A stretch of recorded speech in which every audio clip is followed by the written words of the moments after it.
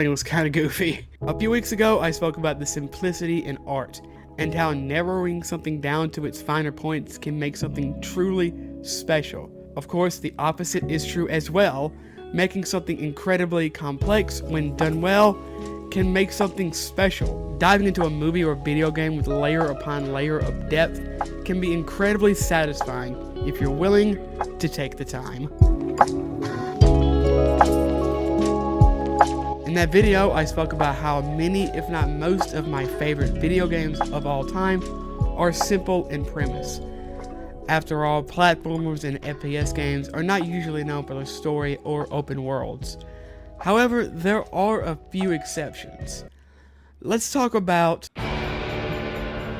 I never played the original Red Dead. Well, technically I played it, but I got bored of it quickly and dropped it quicker than a Ukrainian grandmother dropping a Russian soldier. I don't know what it was, maybe I was just an idiot, or if I still wouldn't like it if I played it today, but I just remember thinking it was slow and boring, to be honest. Fast forward 8 years, oh geez, time is when Rockstar released the prequel to the much beloved game. For some reason or another, I decided to give it a go. And what do you know, I loved it. Surprise, surprise.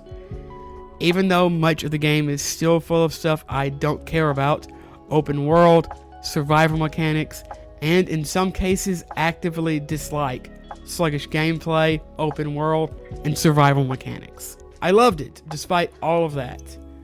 The story, the setting, and especially the characters, all blew me away. Arthur, the main character, is now, to this day, far and away my favorite video game character. Sorry, Sneak King. I found myself enthralled in this decades-long story filled to the brim with characters and their stories of the wild and not so wild West. I even started to appreciate the gameplay that I hated so much and changed how I played the story as it went on, eventually trying to avoid killing unless I thought Arthur would do so. Unless I thought Arthur would do so. As complex as this game became for me, others delved much deeper into the world with hunting, fishing, gambling, and more. The other game, or games in this case, that I want to speak about are... From Software games are interesting. You can play them in many different ways. There are many builds. You can play as a completionist, you can speedrun, or you can cry yourself to sleep knowing you'll never can look deeper beyond the dragons, big swords, and countless deaths, and realize that the story and lore for these worlds are almost as interesting as they are hard to find, as the game itself is hard. Entire YouTube careers have been made from the lore alone. Every corner of these brutal games dripping with the stories of the characters many, myself included, may never find. All this alongside some of the best gameplay, world design, and music in all of games. It's no wonder From Software are so highly regarded. Now fix Elden Ring. One of the very best places for a creator to really flesh out a living world is, of course, books. Comic books, manga, and of course, more traditional books. But we all have the attention span of a goldfish with ADHD, so we watch TV. Game of Thrones is probably the best mainstream example of this. For 6 or 7 seasons, everyone was intrigued by this terrible world and its terrible people. What characters did had consequences for themselves and others, sometimes seasons down the road. Maybe one day HBO will finish it. Personally though, my favorite medium for a complex story with deep world building and lore is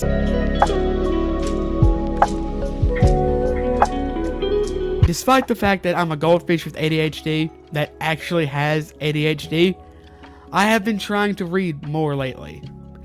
And since I need pretty pictures to look at, I have chosen comic books and manga as my drug.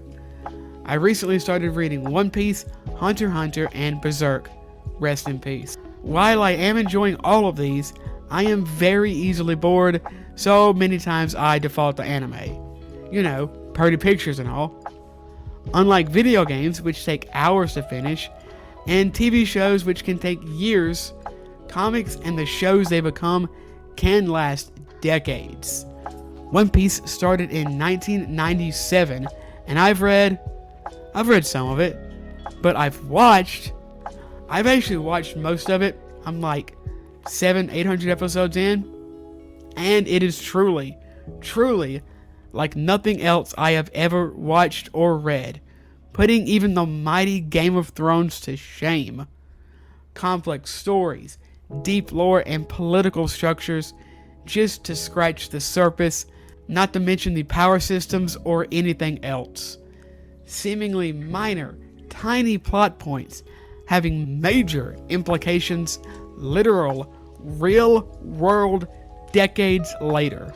Other shows like Hunter x Hunter have similar care put into their world building, and I love it. When something has so much attention put into it for so long, it is truly something to behold.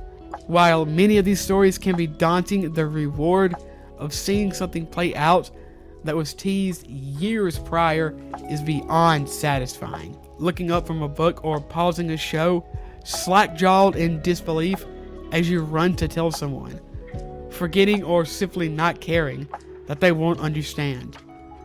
This is one of the reasons that fans of these things can be so persistent. They want you to understand this moment, to have this feeling, to be lost in these wonderful and terrible worlds, to fall in love with characters and to hate others, to see the beauty in complexity.